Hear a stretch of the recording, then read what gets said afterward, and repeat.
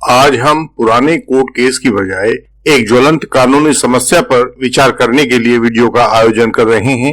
सारे भारत में false rape allegations की यह आग लग चुकी है। हमारे छात्र, हमारे कर्मचारी, किसान, सिपाही, अधिकारी सब इस आग में झुलस रहे हैं। फॉल्स रेप एलिगेशन उनके जीवन, परिवार और भविष्य सबको नष्ट कर रहे हैं। मुझे लगता है कि जिम्मेदार लोगों को इस पर जल्द ही कोई निर्णय लेना चाहिए, लेकिन हम अपने स्तर पर पाते हैं कि यह आग तब और भयंकर हो जाती है जब इन्वेस्टिगेशन के दौरान उन युवकों की बेगुनाही के सबूत, चाहे वे फोटोग्राफ हो, पत्र हो, कॉल डिटेल्स हो, पीड़िता के मोबाइल नंबर हो या उनके कॉल रिकॉर्ड्स हो, उनको सबूतों को जानबूझकर इन्वेस्टिगेशन के रिकॉर्ड पर नहीं लिया जाता है। पुलिस के सामने वे आरोपी युवक केवल तड़प कर रह जाते हैं। उनके लिए झूठे आरोपों के भंवर और गहरे होते चले जाते हैं, जिनसे निकलना लगातार कठिन होता जाता है। आज इसी विषय पर बात करते हैं और आपकी बेगुनाही के सबूत यदि पुलिस रिकॉर्ड पर न ले तो आपके सामने क्या क्या कानूनी विकल्प होते हैं कि वो रिकॉर्ड पर आ जाएं। यही हम आज की इस वीडियो में चर्चा करेंगे। आप सभी को यह तो जरूर ही पता होगा कि दंड संहिता या penal code, Indian penal code, ये सब नामों से हम उनको जानते हैं। पीनल कोड के सभी अपराधों को क्रिमिनल प्रोसीजर कोड या सीआरपीसी के अंतर्गत ही इन्वेस्टिगेशन किया जाता है। किसी भी दंड संहिता के अपराध का जो इन्वेस्टिगेशन होना है वह उन्हीं सिद्धांतों के अनुसार होना है, उन्हीं नियमों के तहत होना है जो सीआरपीसी में दिए जाते हैं। जो क्रिमिनल प्रोसीजर कोड में, सीआरपीसी में नहीं है, उसे पुलिस रोक नहीं सकती है, उसके बाहर वह नहीं जा सकती है। तो हम देखते हैं कि सीआरपीसी में इन्वेस्टिगेशन का क्या अर्थ है और उसकी क्या परिभाषा दी गई है। सीआरपीसी के सेक्शन 2 भाग H में इन्वेस्टिगेशन की परिभाषा दी गई है।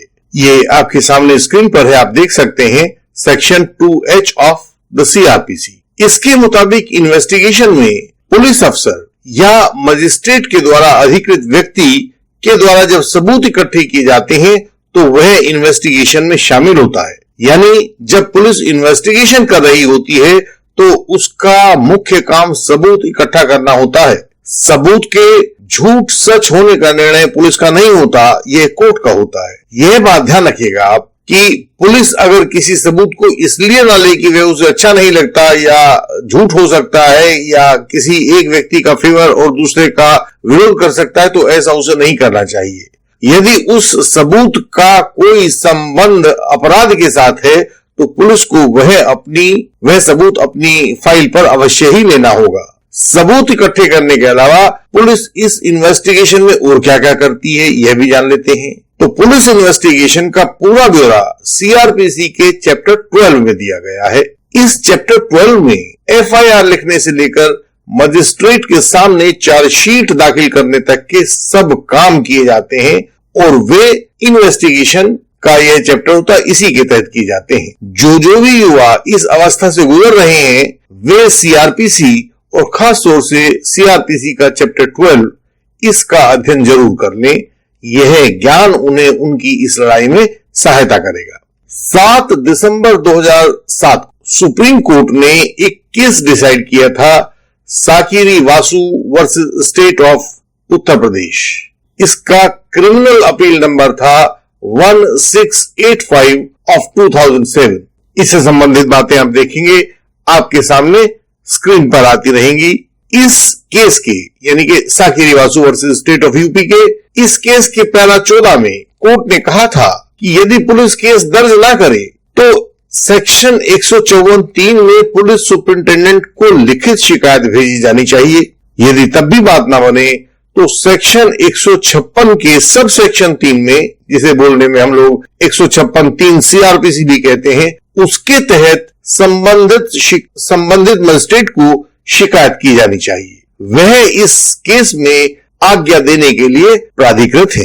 अपने जजमेंट के पैरा 15 में कोर्ट ने कहा था कि सेक्शन 156(3) जो कि चैप्टर 12 सीआरपीसी के तहत आता है, उसके तहत मजिस्ट्रेट को पुलिस के ऊपर निरोधक शक्तियां प्राप्त हो जाती हैं। जब मजिस्ट्रेट को लगे कि पुलिस अपनी ड्यूटी सही तरीके से नहीं कर रही है या बिल्कुल नहीं कर रही है या निष्क्रिय हो चुकी है, तो मजिस्ट्रेट पुलिस को सही ढंग से इन्वेस्टिगेशन करने का आदेश दे सकते हैं। साथ ही इस पुलिस इन्वेस्टिगेशन का मुआयना भी कर सकते हैं, अर्थात उसे मॉनिटर कर सकते हैं और इस बात को सुनिश्चित कर सकते हैं कि पुलिस के द्वारा की जाने वाली जांच ठीक ढंग से की जा रही है। अगर नहीं की जा रही है तो उसके लिए दिशा निर्देश जारी कर सकते हैं। सुप्रीम कोर्ट ने इस फैसले में अपने बहुत से पुराने निर्णयों की चर्चा की थी और पाया था कि उनका यह जजमेंट जो सकेरी वासु में था, यह कानूनी रूप से पुष्ट है और सही है।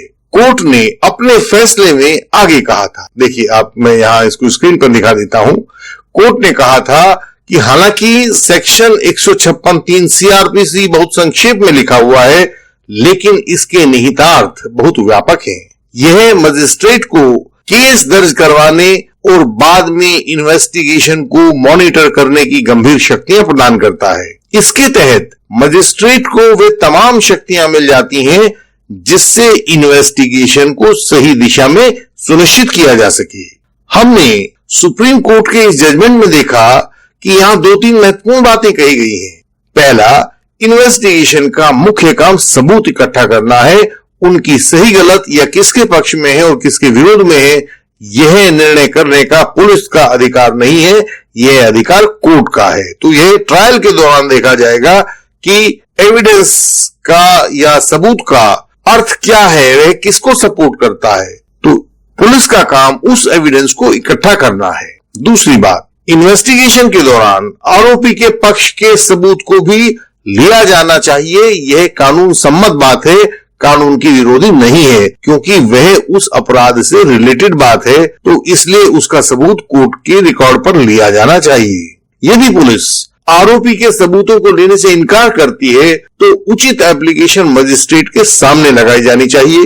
दूर दराज के मजिस्ट्रेटों के बारे में कई बार यह देखा जाता है कि वे कानून से उतने जानकार नहीं होते हैं, कानून से उतने परिचित नहीं होते हैं जितने बड़े शहरों के मजिस्ट्रेट होते हैं। तो सुप्रीम कोर्ट का उपरोक्त जजमेंट जो हमने अभी लिखा, Sakiri Vasu versus state of UP, criminal appeal number 1685 of 2007, यह उस एप्लीकेशन की अपने आवेदन के साथ नत्थी कर दिया जाना चाहिए ताकि कोर्ट ऑफ मजिस्ट्रेट उसको पढ़ सके और उस पर अमल कर सके। ऐसा भी संभव है कि शुरू में मजिस्ट्रेट इस जजमेंट के लगाए जाने के बावजूद भी इसको फॉलो करने में मुश्किल का अनुभव करें, तो ऐसे मजिस्ट्रेट्स के फैसलों के विरुद्ध आपको हाई कोर्ट में जाना पड़ सकता है और आपको जाना भी चाहिए। और क्योंकि अगर आप हाई कोर्ट में जाते हैं तो इससे आपको 2-3 लाभ हो जाएंगे। पहला तो यह है कि आप सुरक्षित हो जाएंगे, जो आपका एविडेंस है वह रिकॉर्ड पर आ जाएगा,